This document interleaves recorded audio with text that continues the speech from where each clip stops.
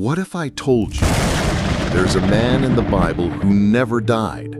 He wasn't resurrected, he wasn't martyred, he didn't vanish in battle or ascend in a chariot of fire. No, he simply disappeared. Enoch walked with God, and he was not, for God took him. Genesis 5:24. One line, 12 words, and behind them lies one of the most powerful mysteries in all of Scripture. You see, most prophets had tombs. They had last words, legacies, and funerals. But not Enoch. Enoch never faced death. He was the seventh generation from Adam, a man who pleased God so deeply that he was removed, lifted from the world of men, with no explanation. But what if it didn't end there? What if his story wasn't just a footnote in Genesis, but a prophecy still unfolding? Because in the ancient highlands of Ethiopia, where faith was preserved not through empire, but through revelation, Enoch was never forgotten. He was protected, honored, written into scrolls, chanted by candlelight, hidden in the hills from the reach of kings and popes. And according to sacred Ethiopian tradition, he's not gone. He's still alive, still watching, still recording the deeds of mankind, and waiting for the moment he is called to return.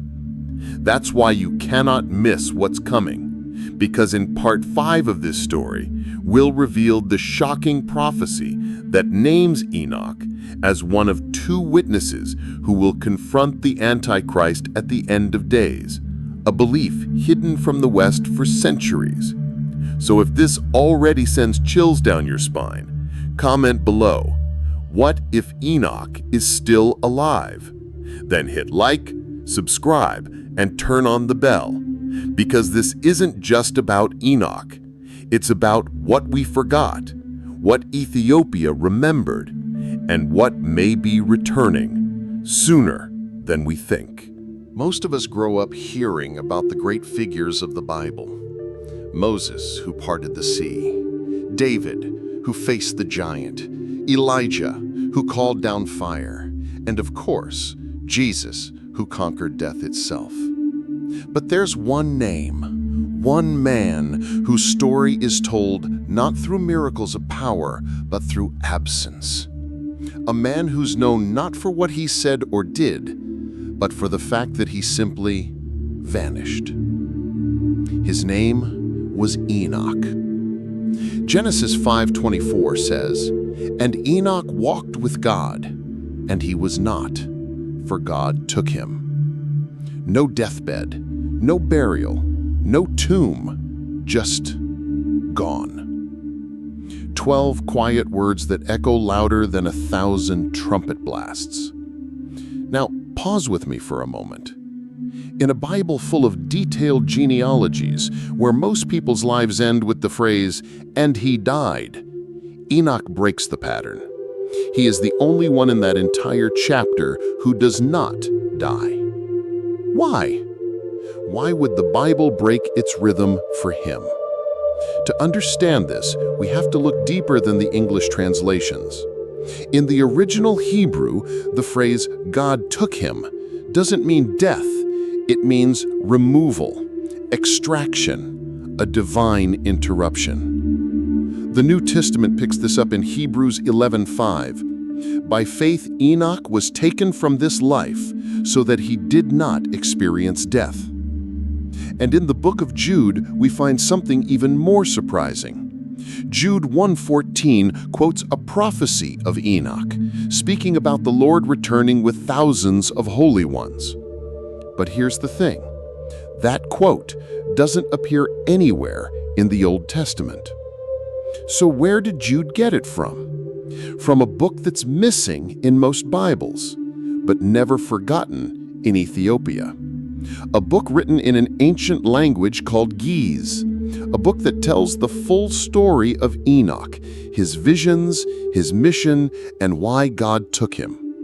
It's called the Book of Enoch, and for over 1,000 years it was completely lost to the Western world, until one man, James Bruce, a Scottish explorer, traveled deep into Ethiopia in the 1700s and returned with 3 dusty manuscripts that would shake biblical scholarship to its core. So why was it lost in the first place? And why did Ethiopia preserve it when the rest of the world let it fade? To answer that, we have to go beyond history books. We have to follow the scrolls into the mountains of East Africa and uncover the spiritual war over what truth was allowed to survive. Because the Book of Enoch isn't just an ancient curiosity, it's a rejected witness, a prophet silenced, but not by God, by man. And Ethiopia refused to forget him. Let's find out why. If you ask most people why the Book of Enoch isn't in the Bible, they'll pause. They might say, it's apocryphal, or it didn't meet the canon. But few can tell you who made that decision or why Ethiopia chose to defy it. You see, long before the Bible was bound in leather and printed by European presses, long before cathedrals echoed with Latin hymns, there were scrolls, manuscripts, whispers of prophets and visions, kept alive not in palaces, but in caves, in the hands of monks. In the 4th century, church leaders gathered in what we now call the Council of Nicaea. Their goal? To decide what books stayed and which ones were never to be read again. And among those books was the Book of Enoch. It was too strange, too bold, too filled with angels, giants, and visions of judgment, a God who burns through the skies, a prophet who walks among the stars, and a calendar not of man, but of heaven. It didn't fit the empire's clean narrative, so it was buried. But while Rome erased, Ethiopia remembered. Far from the politics of popes and kings, the Ethiopian Orthodox Tewahedo Church quietly held on to Enoch, not as folklore, not as heresy, but as scripture. They read it in Ge'ez, a language older than Arabic, older than Hebrew, spoken still today in sacred chants. They passed it from priest to priest, monastery to monastery, across mountain ridges no army could conquer. And while the West forgot, Ethiopia carved the words of Enoch into stone churches clinging to cliffs, lit by oil lamps, protected by silence, preserved by faith. Then, centuries later, in the 1700s, a Scottish explorer named James Bruce arrived in Ethiopia, chasing legends. And what he found stunned the world. Tucked inside the hands of Ethiopian priests were the only known copies of the full Book of Enoch. He brought them back to Europe, and for the first time in over 1,000 years, Western scholars had to face what they tried to erase. So the question is no longer, why don't we have the Book of Enoch? The real question is, why did Ethiopia never let it go? Because what's written in those pages goes far beyond prophecy. It tells of angels who fell, giants who ruled the earth, and one man, Enoch, chosen to judge them all. What exactly did he see? We're about to find out. Most people have never heard of them. They're not in Sunday school stories. They're barely mentioned in sermons. But hidden within the pages of the Ethiopian Book of Enoch is a story that reshapes everything we think we know about angels, justice, and the fall of humanity. They're called the Watchers. Not demons, not devils, but angels, originally pure, powerful, radiant beings, assigned by God to watch over the earth, to guide, protect, observe. But something went wrong. According to the book of Enoch, a group of these angels, led by one named Semjaza, began to look upon the daughters of men and desire them. And in a moment of rebellion they descended, not in war, but in lust, not to uplift humanity, but to take. They married human women. They bore children, and those children, giants, became what ancient scripture calls the Nephilim. These were not myths, they were monstrous. Giants in stature, great in violence. They devoured the earth, corrupted mankind, and in time they turned on the very world that birthed them. It was a time of chaos, a world spiraling toward destruction.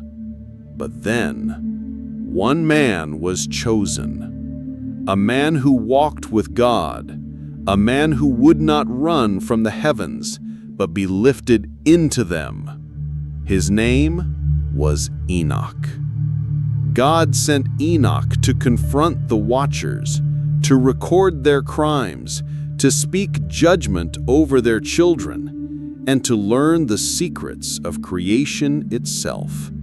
The stars, the moon, the calendar of heaven, the underworld, the names of angels, the gates of light, and the chambers of punishment.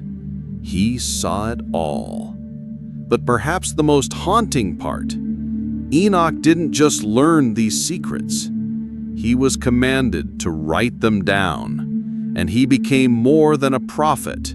He became a scribe of the heavens, a living witness to both mercy and wrath.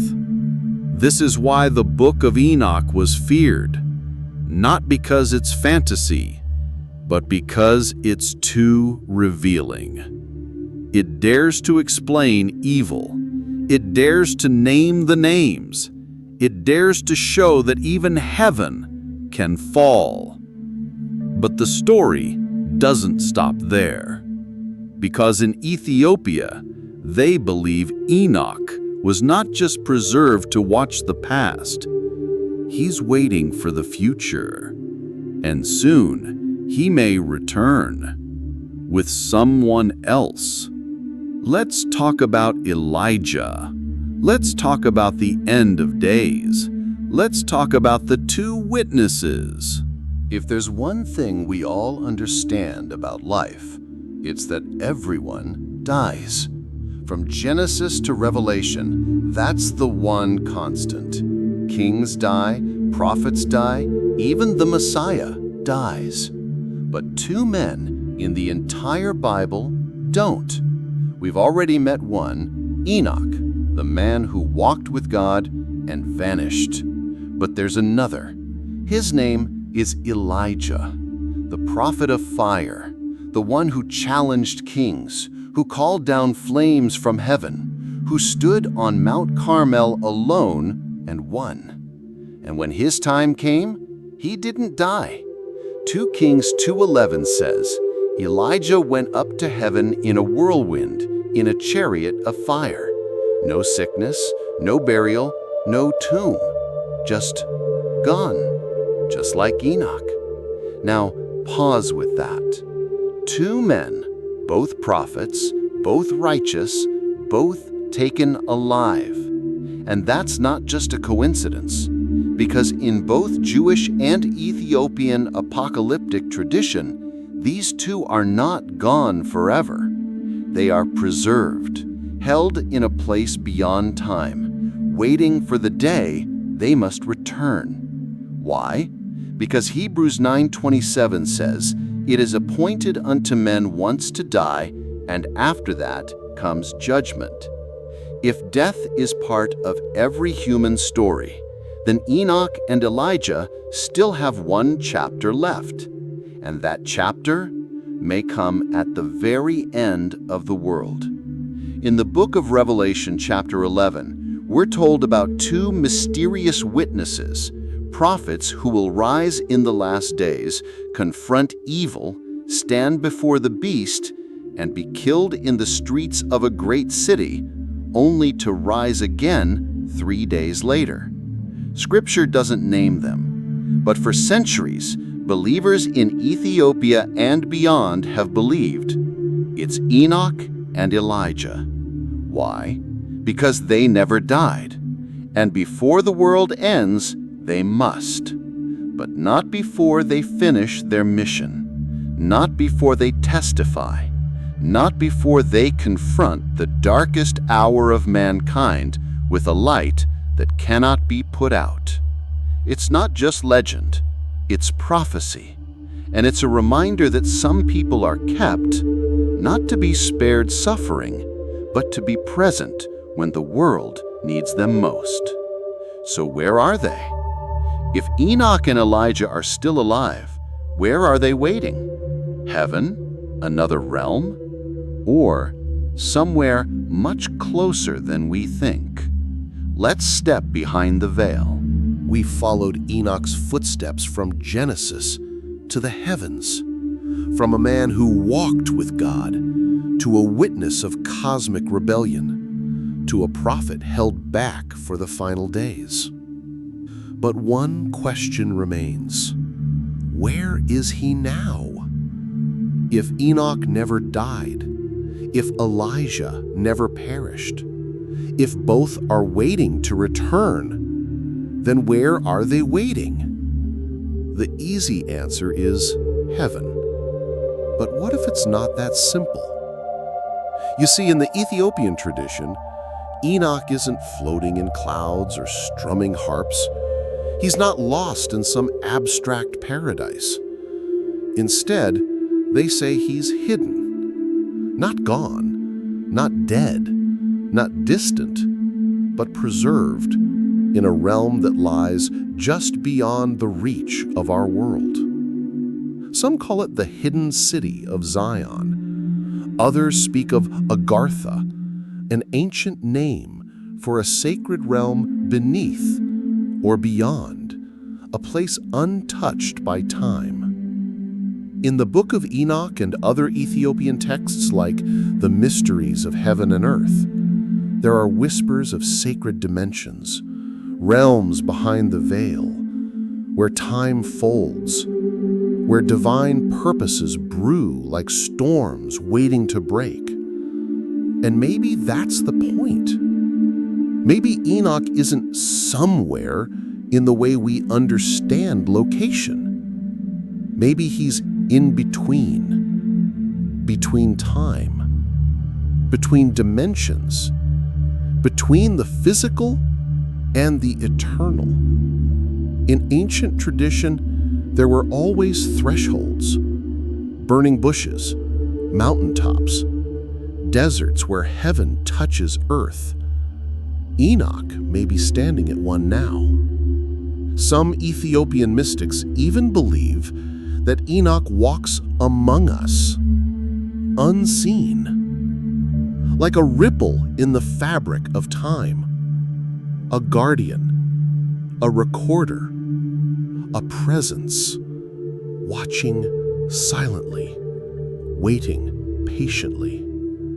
And that idea isn't as far-fetched as it may seem, because even science today speaks of multiple dimensions, hidden layers of reality, frequencies just beyond what the human eye can detect. So what if ancient faith and modern physics are pointing to the same mystery? What if Enoch is not in the past, but in the folds of the now? What if the watchers are still being watched? Because if Ethiopia is right, if Enoch still walks, then this isn't just a story about a prophet who disappeared. It's about a truth the world tried to bury, a truth that Ethiopia remembered. And that remembrance might just change everything. We've followed Enoch's footsteps from Genesis to the heavens, from a man who walked with God to a witness of cosmic rebellion, to a prophet held back for the final days. But one question remains: where is he now? If Enoch never died, if Elijah never perished, if both are waiting to return, then where are they waiting? The easy answer is heaven. But what if it's not that simple? You see, in the Ethiopian tradition, Enoch isn't floating in clouds or strumming harps.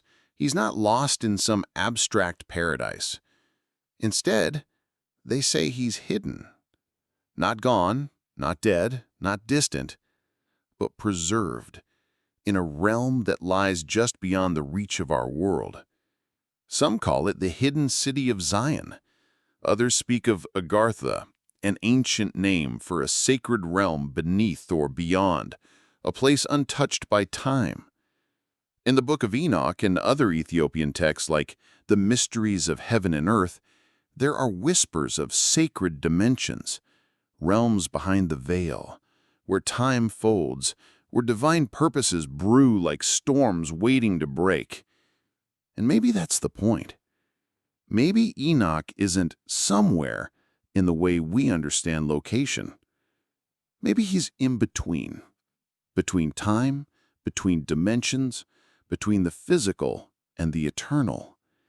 In ancient tradition, there were always thresholds, burning bushes, mountaintops, deserts where heaven touches earth.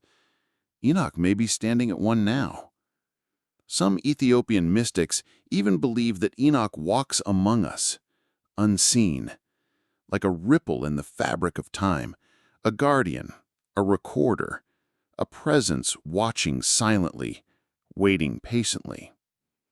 And that idea isn't as far-fetched as it may seem, because even science today speaks of multiple dimensions, hidden layers of reality, frequencies just beyond what the human eye can detect.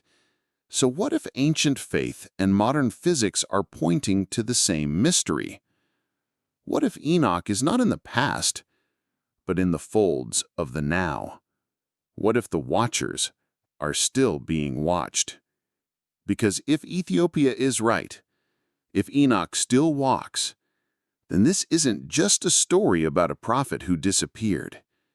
It's about a truth the world tried to bury, a truth that Ethiopia remembered. And that remembrance might just change everything. So now you've heard the story. The prophet who never died. The book the West erased. The memory Ethiopia refused to forget. This isn't just ancient history. It's a mirror held up to our world, to our faith, to our timelines, to the truths we choose to keep, and the ones we're told to leave behind. Because somewhere, in a realm just beyond the veil of what we can see, Enoch still walks. Not in myth, not in metaphor, but in memory. Living memory. Revolutionary memory. And maybe, just maybe, he's waiting for us to remember too. So if this story stirred something in you, comment below. I see Enoch. Because the world may have forgotten, but you haven't. If you believe this story matters, share it. Like it. Subscribe for more hidden chapters the world was never meant to forget. Because not all prophets die. Not all wisdom fades. And some truths are only hidden until we're finally ready to remember.